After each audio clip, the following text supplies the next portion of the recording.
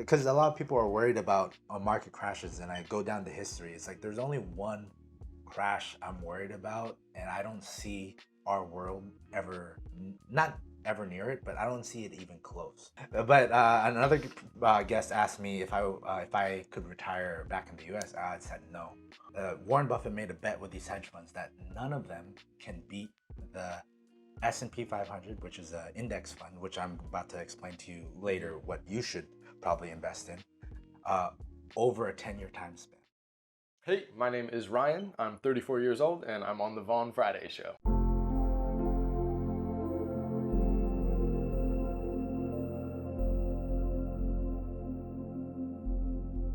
Thank you for coming on, Ryan. What do you do for a career?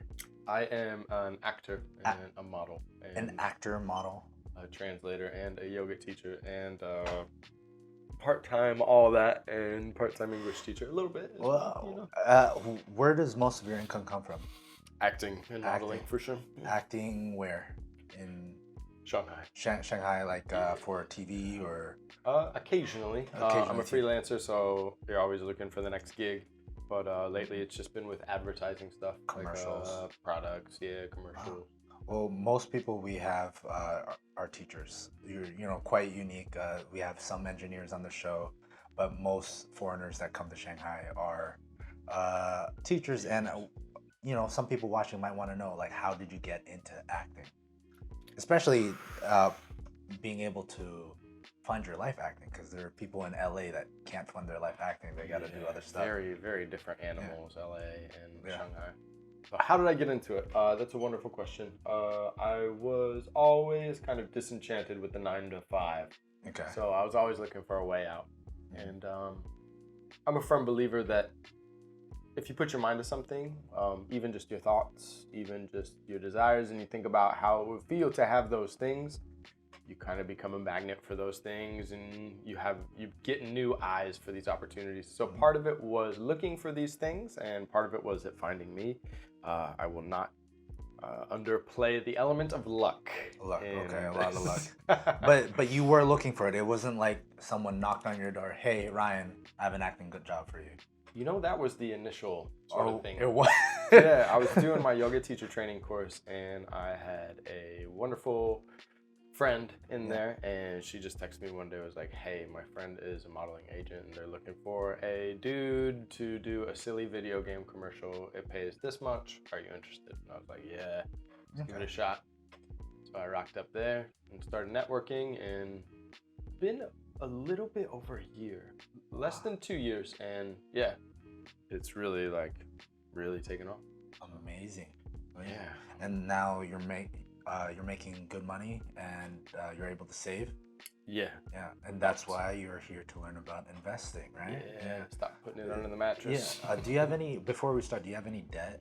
Like, I do not. I was fortunate enough to have all of my student loans in America, which are quite expensive. All of my tuition is taken care of. Good. First person with all their student loans paid off.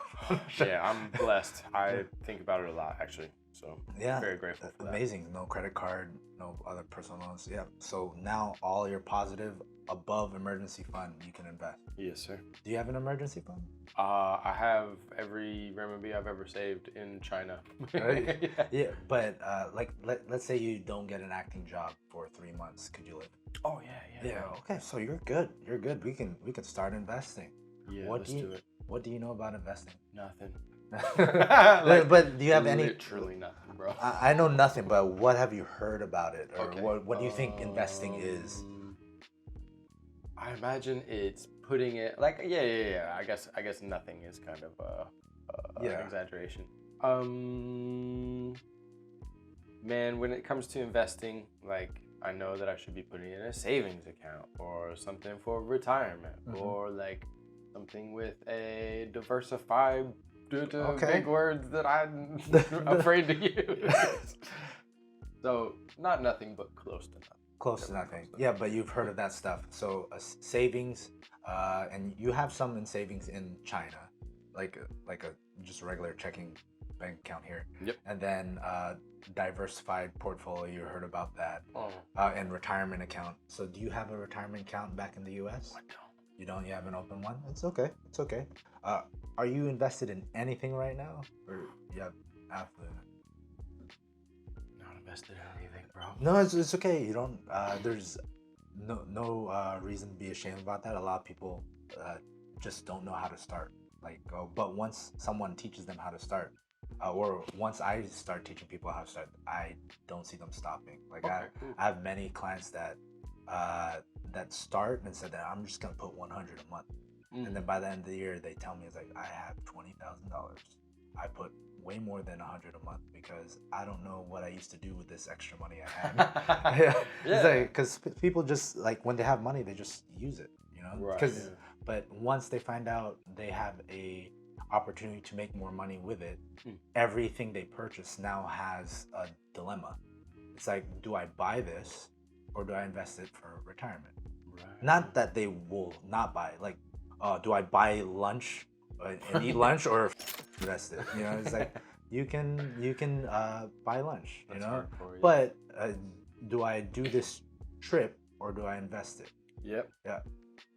Me right now, I'm luckily in a position where I have enough invested where I do the trip. I go on the trip because I know I'm secure for investing. But the core philosophy of investing is what you put in, you will get more in return in the future. And it just depends on how long that future is going to be. Some people wait till retirement age, but I put so much upfront that I could retire even earlier. So a lot of people in America, the retirement age is like 65. That's the goal. I would be able to retire, depending on which country, within a few years. Wow. So like if I wanted to go to Thailand, live in Thailand for the rest of my life, right after we film this, I could retire right now. But if I wanted to retire in Shanghai here, it would take a few more years, maybe two more years. That don't sound bad either. Yeah, yeah. But another guest asked me if I could retire back in the U.S. I said no, and I would say never, mostly because of healthcare. Oh, yeah. So with Thailand and China, they have universal healthcare, so I'll be covered. That's big. But in the U.S., if I get in one accident and the health insurance I have doesn't cover it, everything I worked for is gone. Yeah. You know, bankruptcy. So when you file for bankruptcy, all your debts are wiped clean except for like the student loan debt. But people think that most bankruptcies are caused by people borrowing too much money or credit card debt, buying too much house, buying too much car. More than 50% of it is because of medical costs, unexpected medical expenses. That is insane. Yeah, so that's why I'm scared to live in the U.S. It's because of that. Because I have a lot of issues with my body, even though it doesn't look like it, but I do. And just one accident can just ruin all the work that I've put in the past decade, the sacrifice I put. But with you right now, there are 4 types of investments that I can help you with. One is self-investment. Another one is the stock market. Another one is your own business. And another one is real estate. Okay. Do you know which one you would like to talk about first? Well, the self-investment probably. Self-investment? So this is like retirement. No, self-investment is more career-driven, more in your career. Yeah. Okay, like do I go back and study and get this degree so that in the future I can make more money? Because with self-investment, I usually suggest either education, mostly certificates, because most people already that I talk to already have their bachelor's degree, but to increase their base salary. But because you're an actor, these certifications don't really help you in your base salary. If you were an English teacher, it's like, yes, this certificate will help you get a better base salary. So the rest of your life, that's the bottom line. You're never going to make less than this. Right. Your bottom line will always increase if you get this. I mean, you could do, there are some self-development stuff that you could do for acting, but as far as certification goes, I don't think that would help. But as far as marketing yourself and strategies like that, that could help. Okay, but that's number 1, and then 2, 3, and 4. 4 was real estate. 4 is real estate, stock market, and business. So if you were to create your own business, how would you do it? Then let's mix it up. Let's go to stock market. Stock market. Okay. Because I've got something to invest already. Yeah. Well, what do you know about the stock market? There's a lot of bulls and bears it's there. okay. It's like a zoo. I Well, guess, what do or you think the something. stock market is? Like, Oh man, what is your personal like? It is better to remain quiet and appear stupid than to open your mouth and remove all doubt. So Okay. why don't you tell me what the stock market is, my guy? Okay, it is a place where people can buy ownership of other businesses. Okay. Yeah, of course. Yeah.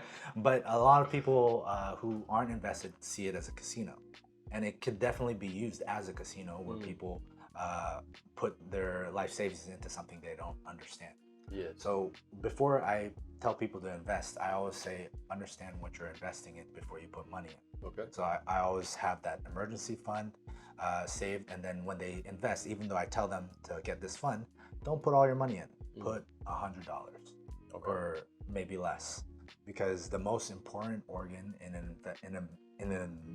the most important organ in an investor is not the brain, it's the stomach, because the market will go up and down. How well does your stomach do when the market is down? I always tell this story in 2020. The market was going down because of the coronavirus. Right. And people were selling. And even my parents were telling me, yelling at me to sell, because they already know I made some money in the stock market. Sell.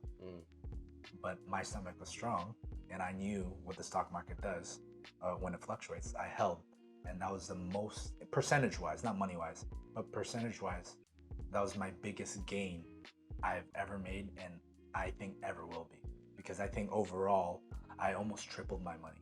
Damn. Yeah, I will never. I don't see myself doing that I do see myself tripling my money, but I don't see myself tripling my money in a 10-month time span like it did that year. Oh wow. Yeah, it did it. Like I tripled my money again, but it took more years. Right. Yeah. It took years instead of 10 months. That 10-month period I held and I tripled. I've got a question for you. When you say that you could retire tomorrow to Thailand, you could retire in Shanghai in a few years. Yeah. I mean, what's that look like? Like, if we're talking about, okay, you go out a month and you spend, like 150 RMB a day on food, and then your rent is so much, or you've owned a property now, like you pay a mortgage, blah, blah, blah, like. This is a good question. So there's this movement called FIRE, Financial Independence Retire Early. And they have a calculation of how much money you need in the stock market and funds to retire early. Okay. And they calculate it by 25 times your annual expenses. 25 times your annual expenses, how much money you need to retire? Yes, that's their calculation, because if you withdraw from that amount 4% a year, you should have enough to retire the rest of your life.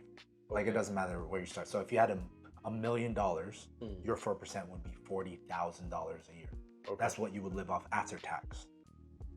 And that $1 million should be able to last you the rest of your life, as long as you maintain 40,000, and then you can increase how much you withdraw by 4%.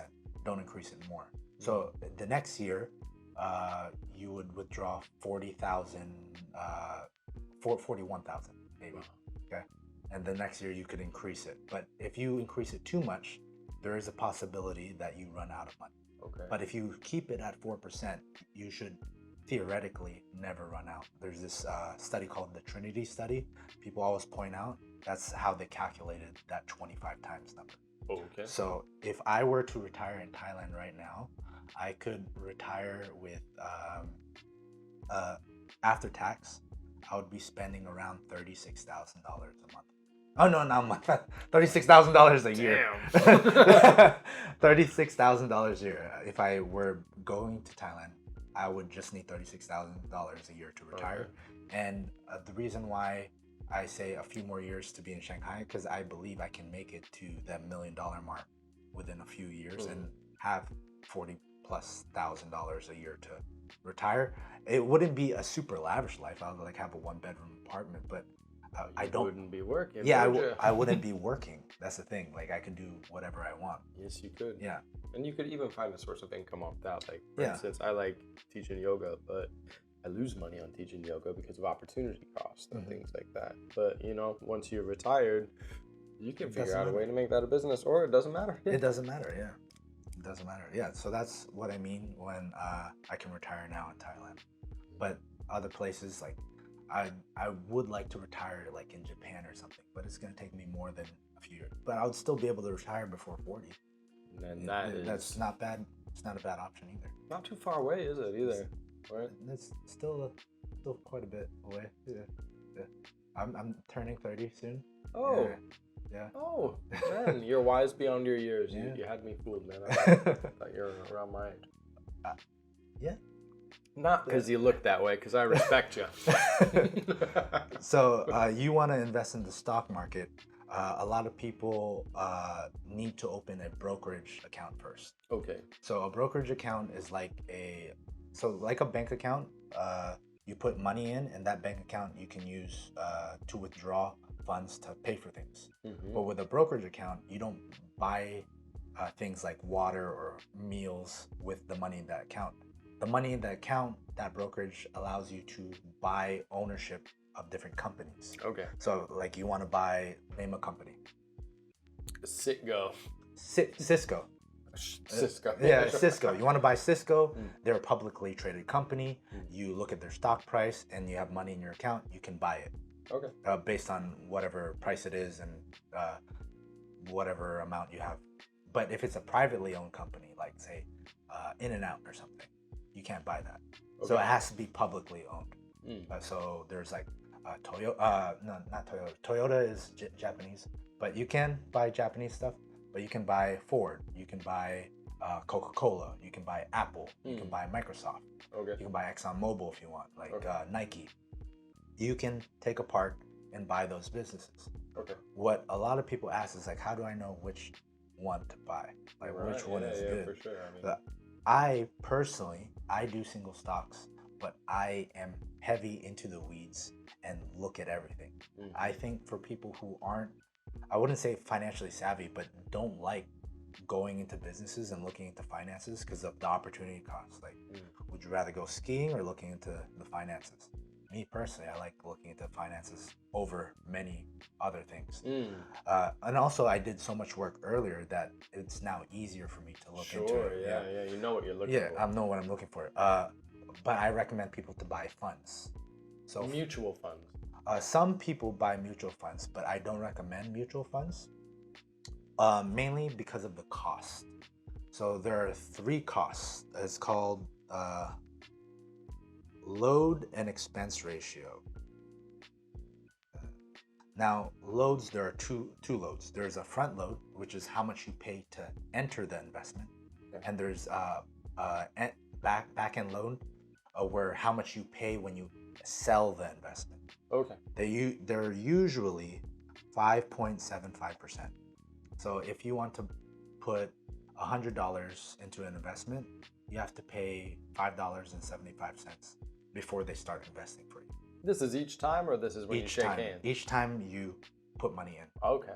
That's pretty high. And then there's the expense ratio, depending if you have a load or no load. This is how much you pay every year, even if the money they make, even if they make you money or you don't, even you lose money. On average, if you pay a load, it's 0.8%. So if you have $100, it would be 80 cents. Mm-hmm. Okay. And then if you don't pay a load, because there's an option of no load funds where you don't pay to go in, you have a higher expense ratio of 1.8%. Okay. So if we were to separate loads, which are A shares, and no loads, which is C shares, are you following this? Yeah. Okay. So loads, $100, you put $100 in, and how much do you have invested? Well, 575. Yeah, 5.75% is taken away. Yeah. You put $100 in, 5.75 is taken away. Yeah. How much do you have? The remainder. The remainder, which is 94.25, right? Oh. A no load, you pay nothing. So how much do you have? 100. 100. Right? But anything you earned off that. No. So now we go back to the 94.25. Uh-huh. How much do you have to pay each year to maintain that? How much? Yeah, the expense ratio you pay every year. The load you pay one time. Oh. Load you pay once. Okay. So the expense ratio for the load is 0.8%. Okay, 0.8%. The one with the no load is 1.8%. Mhm. So it's a lot higher. Every year, have you heard of compound interest? Yes. Yeah. So the profit you make uh, will continue to compound on itself. So if you have $100, you make 10%, it's 110. And then the compounding effect is now that $10 extra is you also make 10% off that. So you'll make 121. Or Okay. you'll have 121. The same thing affects with Okay. expense ratio. Okay. So yes, you pay nothing, but over the length of your investment, they're gonna eat away at what you could have gained. Yes. So those are mutual funds. Mm.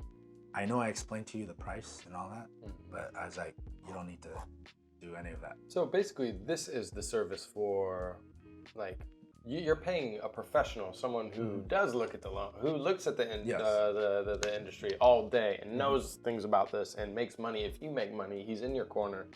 Okay, I understand why you would pay for this. And It's he the makes opportunity money if you lose money. But he makes more if you make more, Mm, typically. could, but 99.9% of those people don't make more than Really? the stock market. Yeah. Do you know Warren Buffett? Oh yeah, I've heard the guy. Yeah, he's the richest investor in the world, and he made a bet with hedge fund managers. You know, hedge fund managers. Yes. They manage the funds of the richest people, right? Because some rich people, they got rich off their income, but they don't know what to do with their excess money. Sure. So they give it to hedge funds. It's like, oh, you know money, you can do this. And then he made a bet. Warren Buffett made a bet with these hedge funds that none of them can beat the S&P 500, which is an index fund, which I'm about to explain to you later what you should probably invest in, over a 10-year time span. The hedge funds, most hedge funds said no, and one hedge fund said yes. And Warren Buffett said, you could pick any fund you want, I'll accept all of them. The hedge fund quit after 8 years. They gave up because the S&P 500 was so much higher after 8 years. It's almost impossible unless they have like a goose that lays golden eggs to catch up. Okay. To not even beat them, to just even catch up. Wow. So he won that bet, and he's telling that most people don't need a financial advisor. Most people don't need a mutual fund. They just invest themselves in the S&P 500, and then you'll make more money in your lifetime. I suppose that example is very illustrative of that point. Right? Yeah. This mutual fund, so they get money either way. If you take the A fund, which you pay a load, or you take the C fund where you don't pay a load and pay expense ratio. So $100,000 with an expense ratio, or let's say, make it easier, $1 million expense ratio of 1.8% is $18,000. So every $1 million you have, you pay $18,000. Now, I'm going to give you what Warren Buffett and other people like him tell people like us should invest in is in S&P 500 ETF.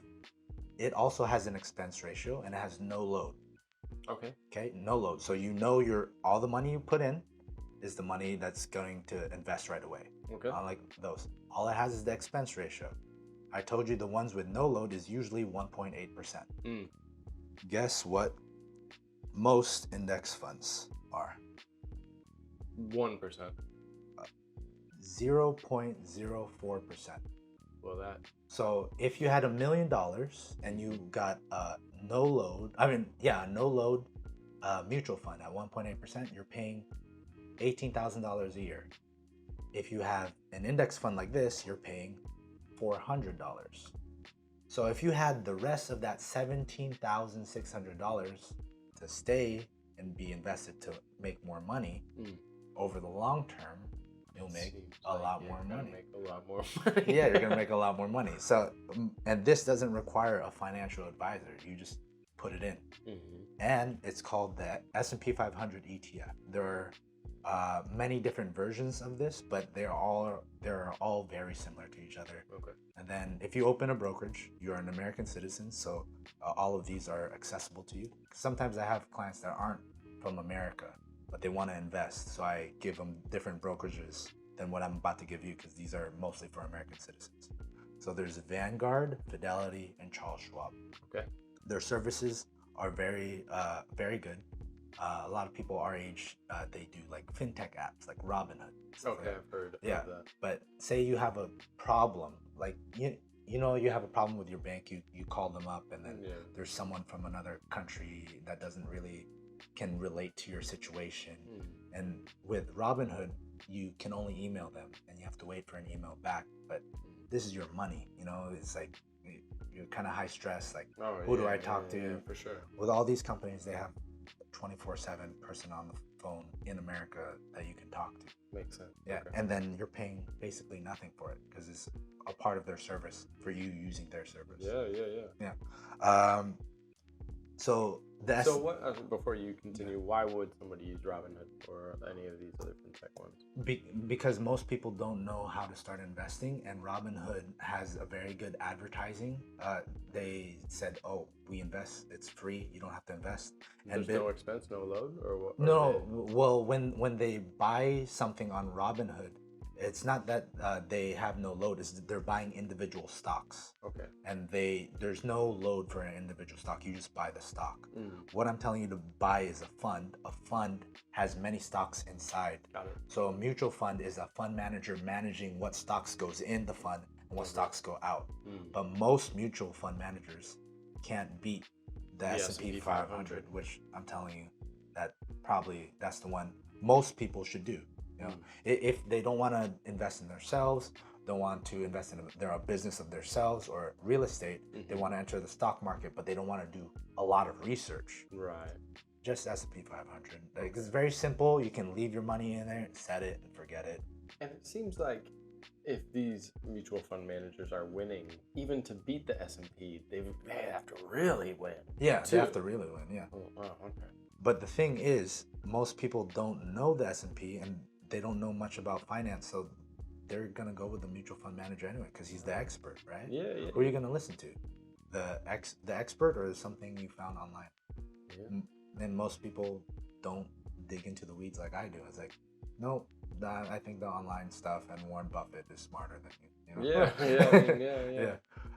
But yeah, you can open with Vanguard, Fidelity, or Charles Schwab. They're Okay. all accessible to you. You can start with $1. Okay. If I don't suggest people invest with $1,000 right away, especially if it's their first time investing. Like I say, $100 or less for a month or so. That way they can get used to it. Mostly that way they can see the fluctuation and handle it, because it's about how well your stomach handles it. Because Okay. your brain logically knows this is the right decision, Right. but when you see things go red, you're like, you don't like it, you feel bad.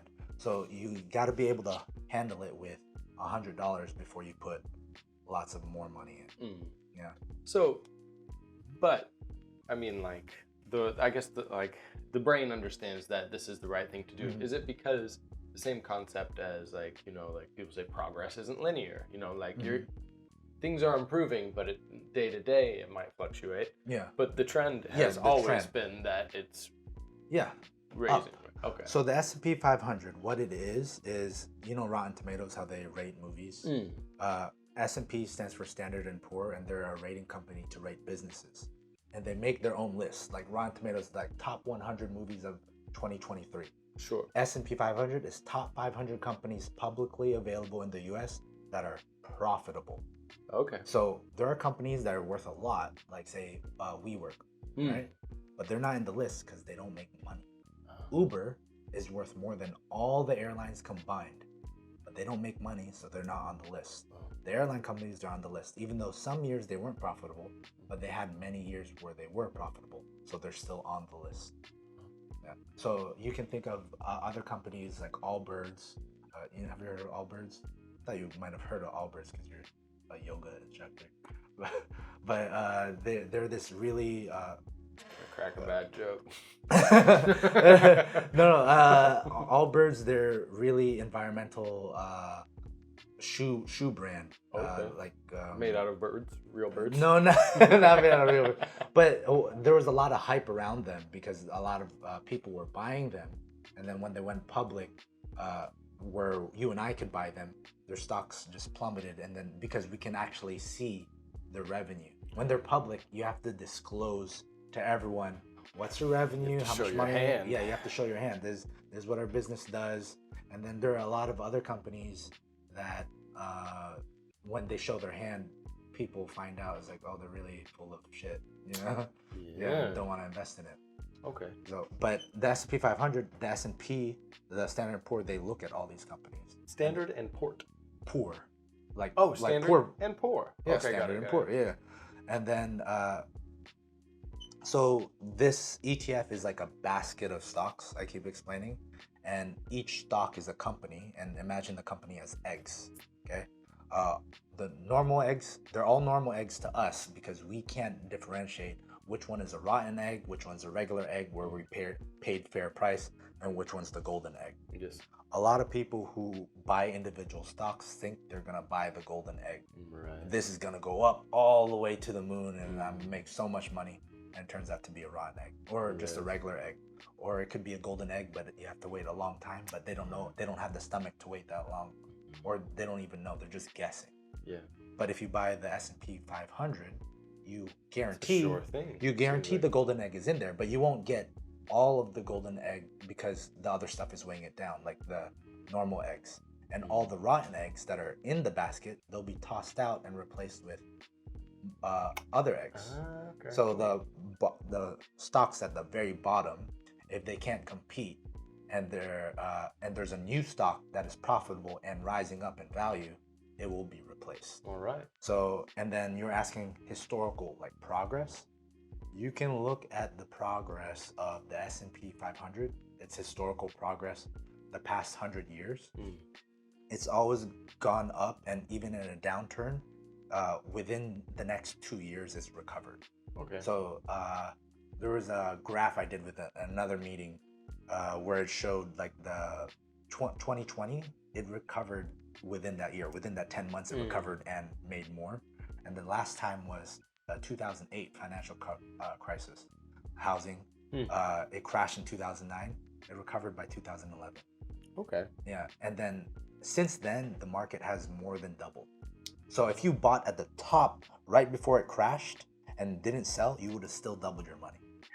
And before just that, off the S&P. Just off the S&P. Wow. And before that was the 2008 dot-com bubble when everyone was buying websites. It's like anything with a .com, I'm buy that. It's just going up. And that crashed because they found out not every website is worth billions of dollars. I can think of a couple that are. Yeah, a couple are the ones that survived. So like Amazon survived, other websites survived. But you know Mark Cuban? Yeah. So he kind of. I went to Indiana University, man. Oh yeah. Well, he kind of invented Netflix because he was streaming before anyone else was. Ooh. And he made a website called broadcast.com. All right. This is where he made his, not his second most money. This is where he made his big riches. Okay. But he sold during the .com bubble to Yahoo because many people were going on broadcast.com to watch sports because they couldn't watch it on TV. They had to pay for stuff, but they could go online and watch it on broadcast.com. And then he went to Yahoo. And he's like, you can either buy us out or we're going to beat you. Because Yahoo was a big company as well. Yahoo so they had opportunities to buy other companies because they were very, very big. And they chose to buy out Mark Cuban for millions of dollars. And turns out that was not worth it because it wasn't worth anything. Broadcast.com. They just streamed stuff illegally. You know? As you do. Yeah, as you do. But at that time, you know, it wasn't because the internet was just, you know, started during that .com bubble. Well, you know what? And this is a bit of a tangent, but it might be interesting for the listeners. Yeah. I really think that Netflix was, you know, one of the reasons that we don't have the quality of movies that Mm. we used to. They did a Hot Ones interview with Matt Yeah. Damon. Did you see Yeah, that one? Matt Damon. Yeah. You saw this No, Hot? I didn't see his, Oh. but yeah. They were like, the interviewer was like, why don't I see any more, great movies like that, like feel like they're for me, made for me? And Matt Damon's like, yeah, like if you look at some of the movies I did, they just don't sell the way that like Transformers 4 does, or like all these Marvel reboots, because you're not making money off the DVD anymore because Netflix killed it. So Yeah. you gotta win it all back at the box office, or nobody's gonna invest in your film. So all these like little quirky Matt Damon romances, or just like interesting ones that maybe you and I would. Wait, you're a Marvel fan though, aren't you? I like Marvel, but I like Nothing wrong like the with first three phases. After the Avengers Endgame, they kind of fell off. Okay. But I'm a film fanatic with everything else. Cool. Yeah, I like Matt Damon's newest movie, Air. I haven't seen it, no. Yeah, Air is also about business. Do you know what it's about? It's about Nike and where they were about to close down their basketball division. So good thing they didn't do that, huh? before, the basketball division was mostly Converse and Adidas.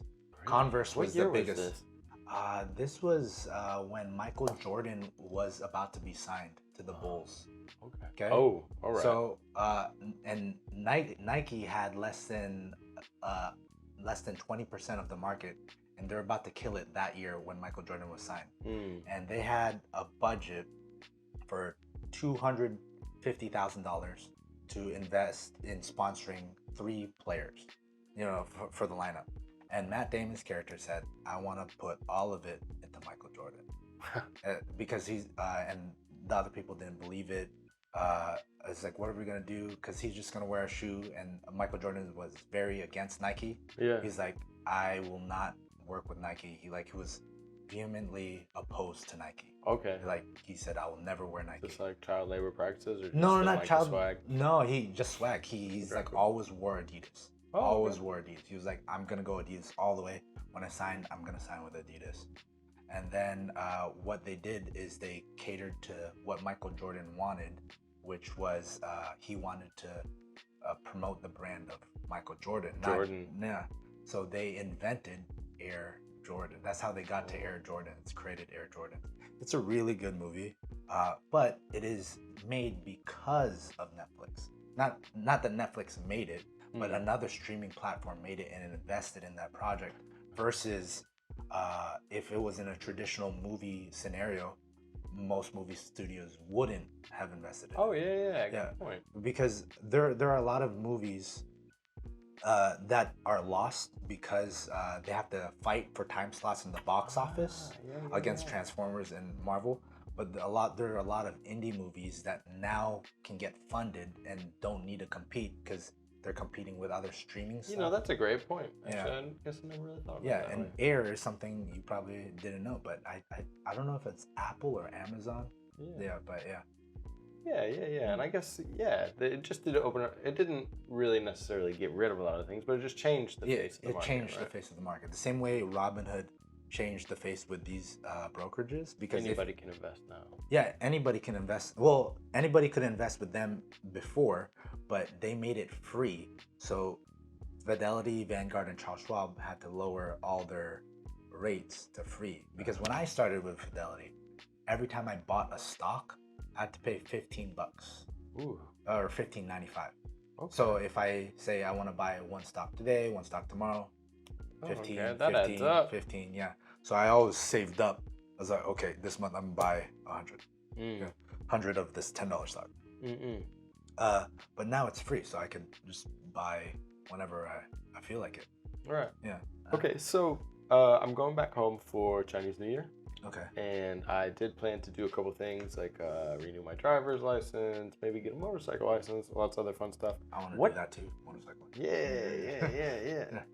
What do I need to do to open up a brokerage? Like, are there like materials I need to get? Do I need to find a Charles Schwab near me and So, go in with my passport? All of and these places have a physical location, but you can do it all online. You could do it right now Really? here in China.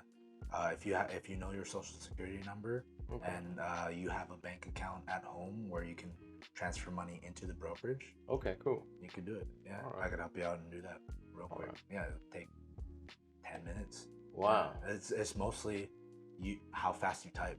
Mm, Yeah, okay. how fast you type your address and your name and all that, and then linking your bank account. Yeah, Okay. you can do it. So can't really link a Chinese bank account. It needs to be linked to Yeah, an an American American for an bank, American yeah. brokerage, right? Okay, so this might be off topic, but know any good ways to get money out of the country? Yes. When you were a teacher for how long? Let's say 8 years. Years. Do you still have a relationship with those HR people? Oh, a great one. Yeah. Great one. For the ones that you do have a relationship with, you need to ask for the pay slip Oh, of that entire year you work for them, okay. and then you need what do you call it? Your work visa, pay slip, tax form. Tax form you can get online, and your contract. So the contract and pay slip, they should have it. They should have it on record because it's proof that you pay taxes. Yes. Okay. And then the other tax form you can get online by logging in and putting your passport information. Oh, There's an app for that. It's also translated into English. wonderful. And then your work visa, if you still have your work visa, it should have your prior work history. Oh, yeah. And then you go to any of the banks that you use, and you give them these 4 things. And then the other thing you need is the bank info back home. So routing number, banking routing, and then you need the SWIFT code. You can call your bank and ask for the SWIFT code. Okay. This is for international transfers. Okay. And then that's all you need to transfer back home. And because you worked all that, like let's say it was 2020, you worked all that year, you can transfer up to the entire amount that year. Okay. So, and you have an 8-year backlog, so you have 8 years of income that you can transfer. Just in one fell swoop. Well, the limit for a year is 50,000 USD. Okay. If you plan to transfer more than that, you're gonna have to Wait a whole year to do it. wait a whole year. But there are other ways. Or you- CD ways. No, not that. You could do CD ways. You could do CD ways, but you're gonna have to talk with the bank more because I've never had. Because they say that that's the limit. That's the limit for regular transfers. I'm 100% sure that the bank offers services if you want to transfer more, but it's just I personally don't transfer that much in one transaction, so I've never had to ask for that type of service. But maybe there's a little fee that they want. yeah, or something. well, there is a fee. It depends on the bank. So in the Chinese bank, the fee is around 130 RMB, and then there's also that how much they make off conversion. But usually their conversion rate is It's pretty market. pretty market standard, so they're not really screwing you. But like 50 RMB is to convert the RMB into USD, and then the 80 RMB is what you pay to transfer. So in total, the fee is 130 RMB. Not bad there. Yeah, well, it hurts if people are transferring like 500 USD at a time. That But makes if you transfer like 4,000, it's like boom, right there. Yeah. So yeah, I wrote these down for you. So this is for China, and this is for US. And then you give these 4, well, these 3, and then your card, and then these 2 numbers, and then you're Can good you to tell go. me what the limit was again? 50,000 USD. Okay, got it. You plan to spend or transfer more than that? Good. Really? Yeah. Okay. That's awesome. Well, because the year is almost ending, you could do it hopefully by December, and then in January you do it again. Oh no way! That's a Yeah. twofer. Twofer. Yeah. you don't have to wait that long. Yeah. Yeah. A twofer. Yeah. Twofer. Talking to another American, it's nice. You know, Yeah. a lot of people wouldn't understand the twofer. Yeah, 2 for 1. What else?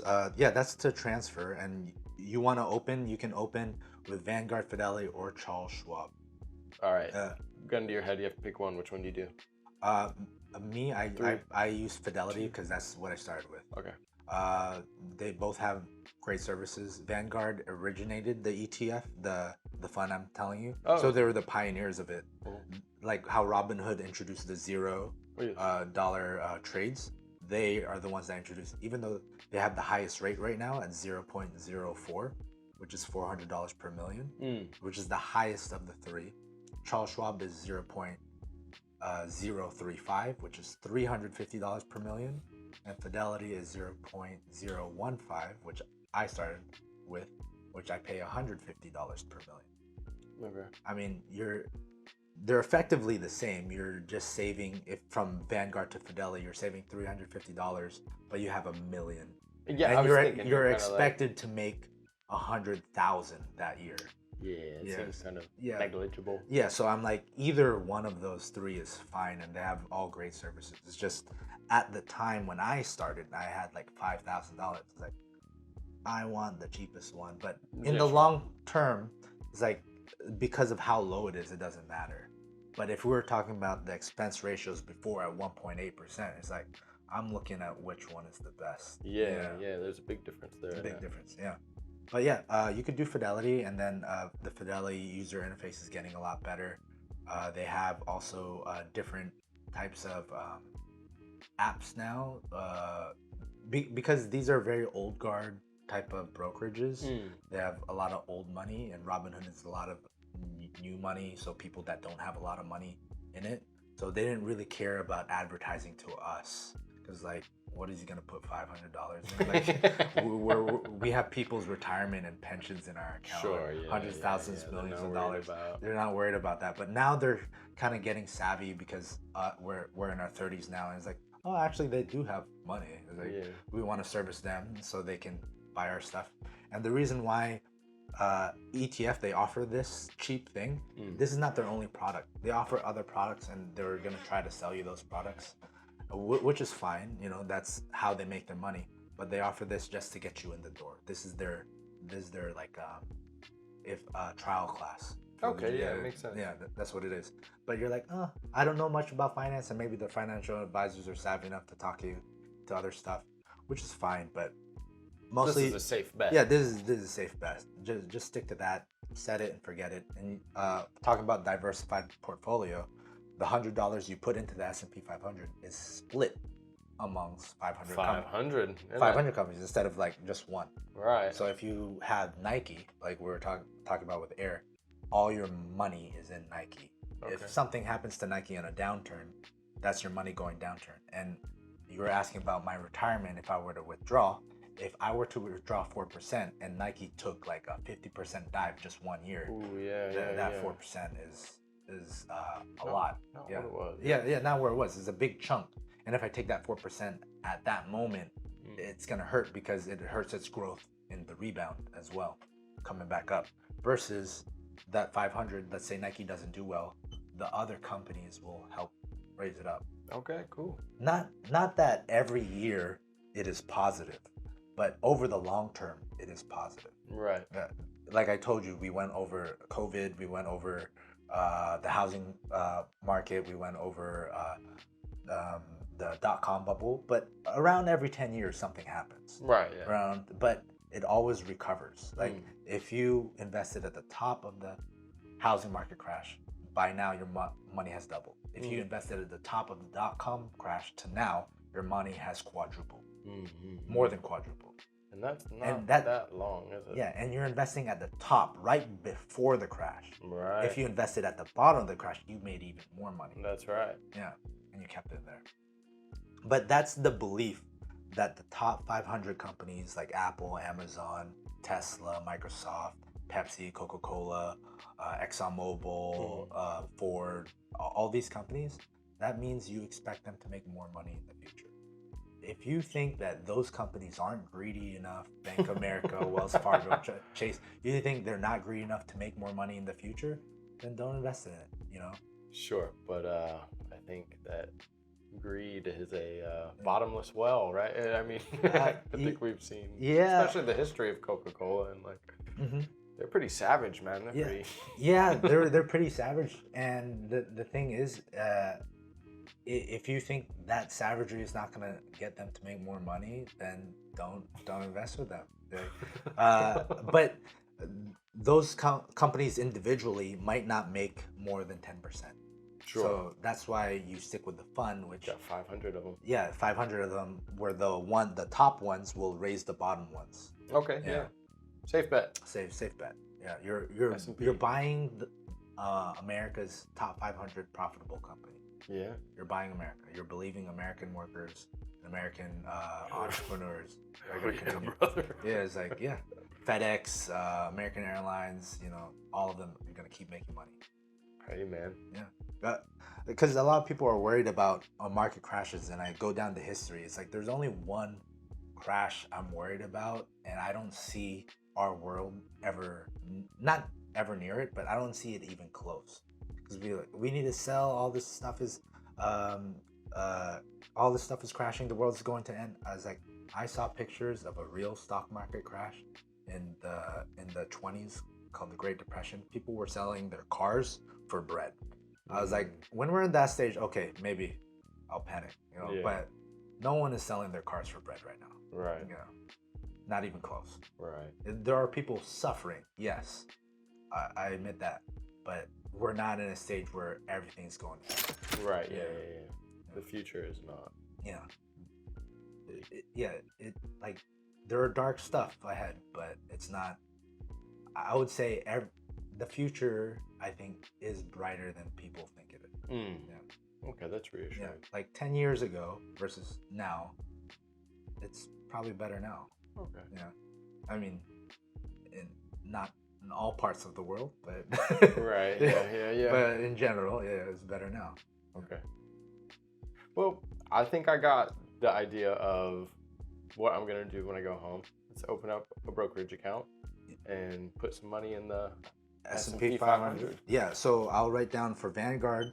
They have tickers. So tickers are the codes that you write in to find the fund.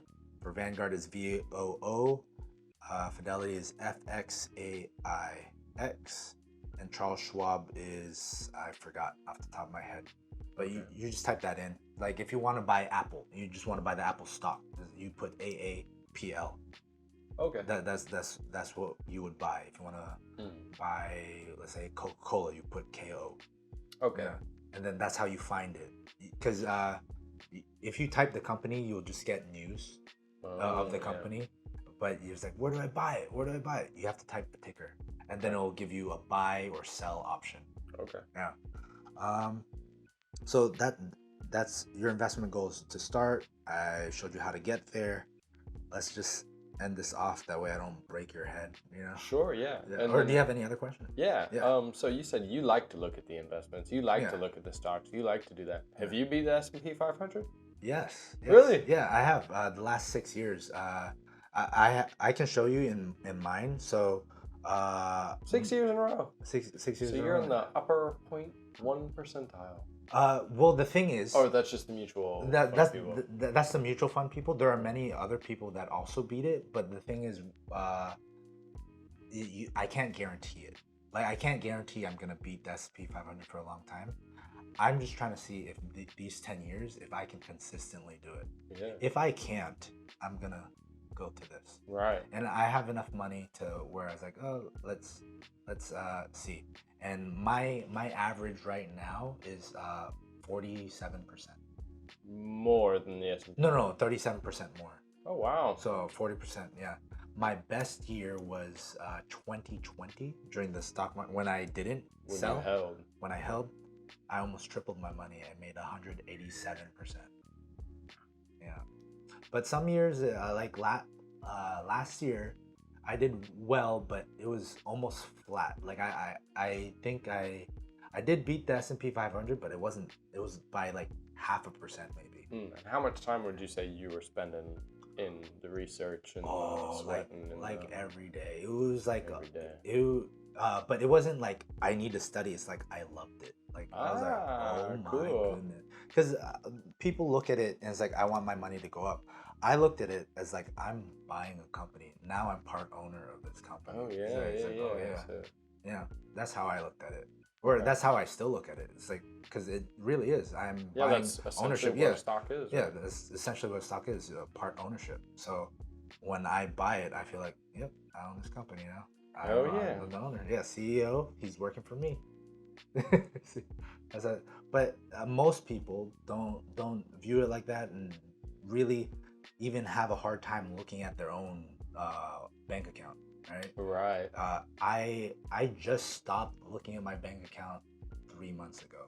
But if you ask me, I have a stack of journals since 2017, and you tell me a date, I can tell you exactly what I spent on that day. Wow, Yeah, man. Yeah. And I got to the point I was like, I could keep doing this, but I'm wasting time because I have enough money where I'm doing it, and I already have a habit of not spending. I'm trying to flex my muscles of spending. Like I'm going on trips now and vacations. Like Sure, yeah. before, I was like, I'm gonna just stay and make more money. Yeah. You know, and that's a great metaphor too, and that's one that I would definitely understand. I had a Muay Thai fight that I had to lose a lot of weight for, and when you have to do that in a short amount of time, you got to count every calorie you put into your body, and man, Yeah. it was arduous to say the least. Like I Yeah. brought my food scale everywhere, like I was tracking my workouts, how much calorie, all this stuff, and it drove me crazy. But since I already put in that work, now I can like eyeball things. Yeah. I'm metaphorically flexing the muscles as well. You know, like oh, I can have that piece of cake because I know like whatever, it'll all even out if I do this and that. I'm not like weighing every gram of vegetable and chicken that I like. So you've done that work. Yeah, you I've did done all that. that. So now you've got new eyes to see it with. You've got Yeah. like this. Yeah. Deep So whenever I understanding of see it. someone's account and doing that, I was like, Come on. come on. That's dude. one of the reasons I didn't send it to you, man. Well, if you want to do an audit, like I could do it. Like I'm kind about it. Like it's not like it's not like you're in debt, right? You told me you have no debt, I'm so not there's nothing to be ashamed about, and you have more than 50 grand to transfer over. It's like you're in a great position. I'm talking about people who I have some people who are in student loan debt and have credit card debt and make more money than me, and they're like, I don't know why I can't save any money. And I was like, look at this. You don't. You don't know. This is where your money went. Yeah.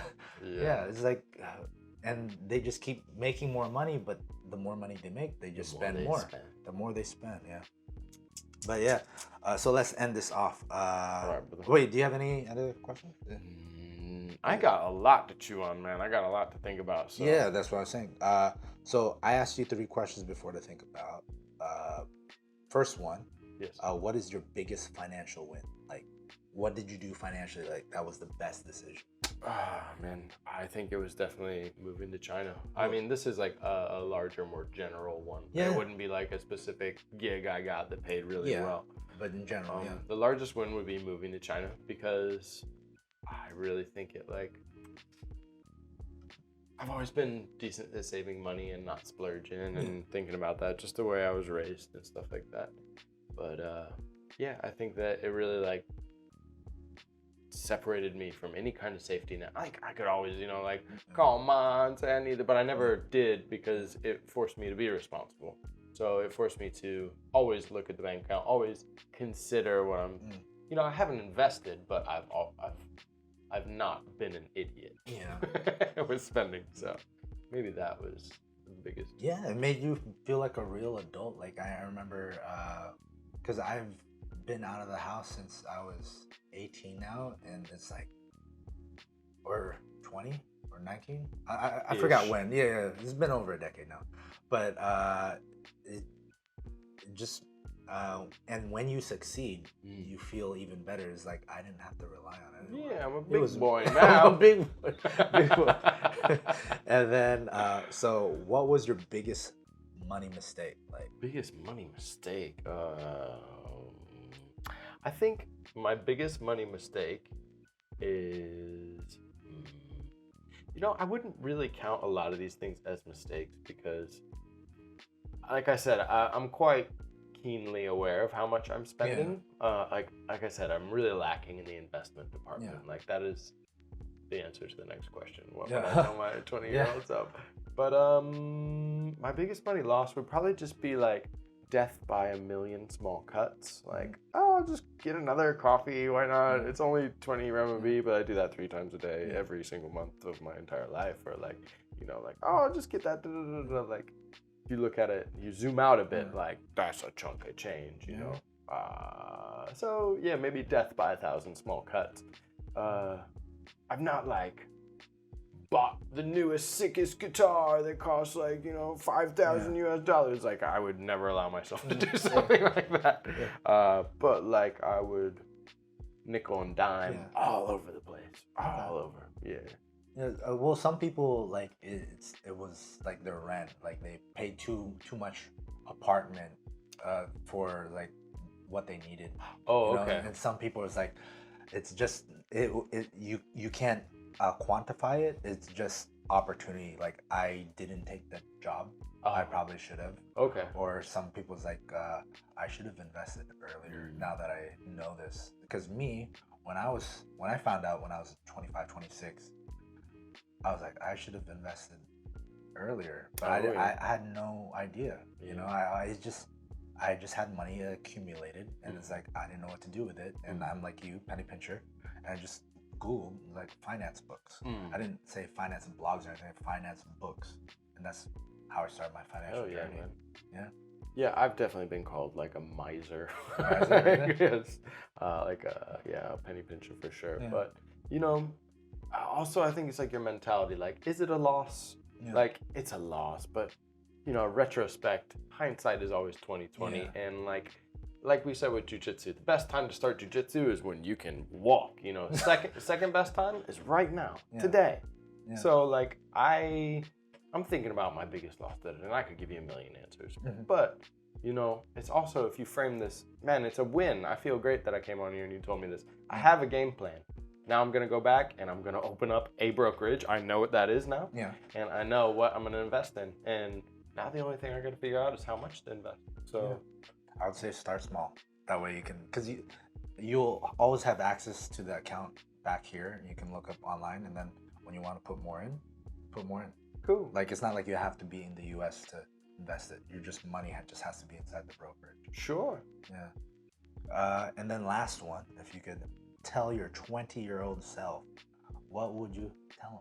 I'd have came on the Vaughn Friday show when I was 20. Yeah. No, I would have seriously found out about this stuff more, because I think it is it's intimidating, especially when you don't know something about a subject, be it finance, be it anything else. You just are kind of like, oh, I don't want to ask anybody because I'm afraid I will appear ignorant.